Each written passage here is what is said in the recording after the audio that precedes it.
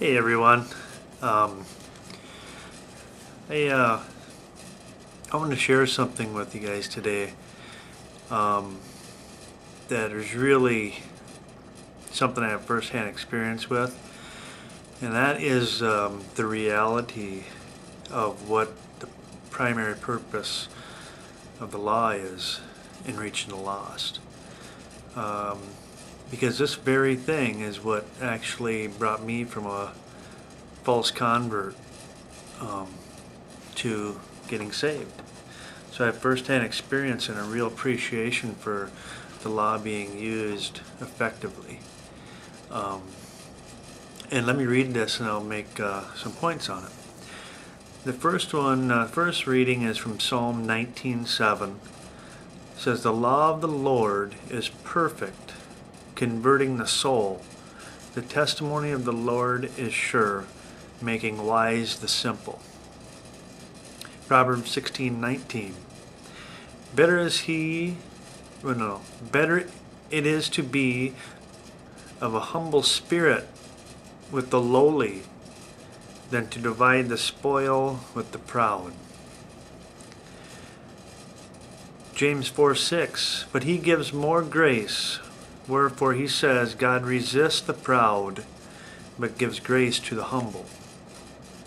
And 1 Peter said, 5:5.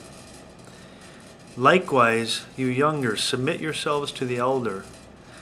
Yes, all of you be subject to one another, and be clothed with humility. For God resists the proud, and gives grace to the humble. Psalm 147:3. He heals the broken in heart, and binds up their wounds.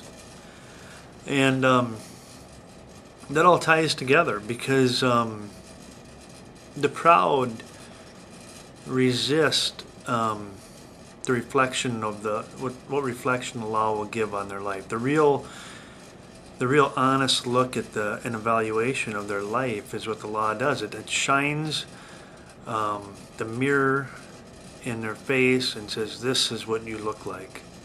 This is you." The proud says, "I don't need to see that." They're doing their own thing. They're too proud to need anybody else. Too proud to listen to anybody else. They're so proud they think they got it all figured out. They're doing their own thing, their own way. That was me, no doubt about it.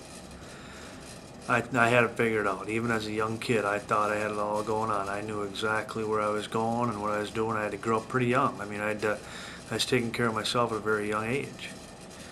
So I had this pride in me, that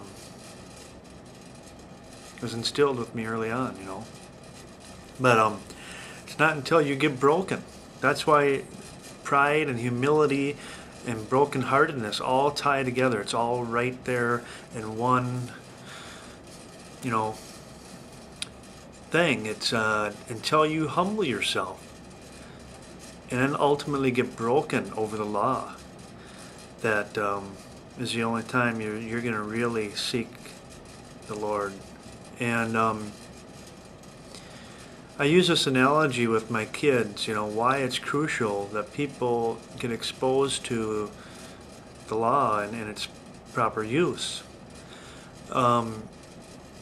We went through this about a month ago in our Bible study, and just a little background.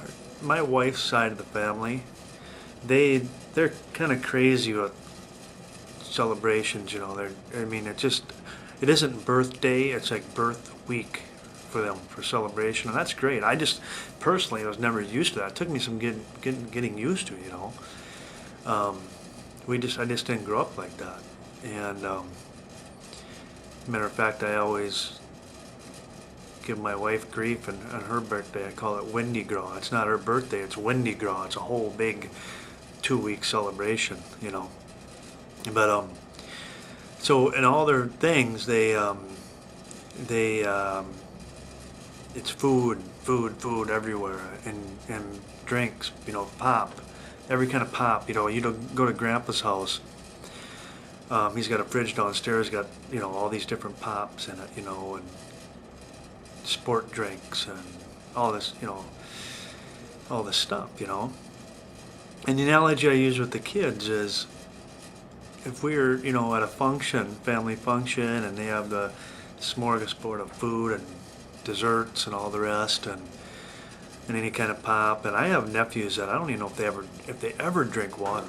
You know, they got all this other stuff going on where the fridge is full of stuff. I don't know if they've ever even turned on a tap water, you know. But the analogy I used is, if I came up to her, talking to my daughter now, who's 14, and said, you know, at one of these family functions, and said, "Here, honey," and I give her a glass of water, she would look at me like I was crazy. She's probably already had 2 pops, and just for the record, I don't let them drink a lot of pop. We have pop in our house, but we limit it, you know. But at the family function, it's like the gloves are off, you know. I'm not going to even fight that battle, you know. So I said, it'd be like me coming up to you and saying, here, honey, here's a glass of water. And she'd just look at me confused. It's like, why would I want that? You know.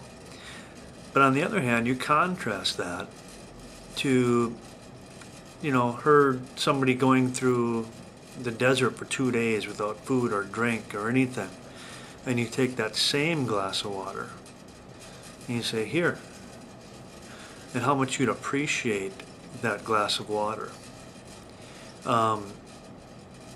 That's the difference. That's the difference between seeing and having the need and recognizing your need, thirsting for living water, versus, hey, I got all this other stuff going on in the world, I don't need that. That's just silly. Why would you even offer me that?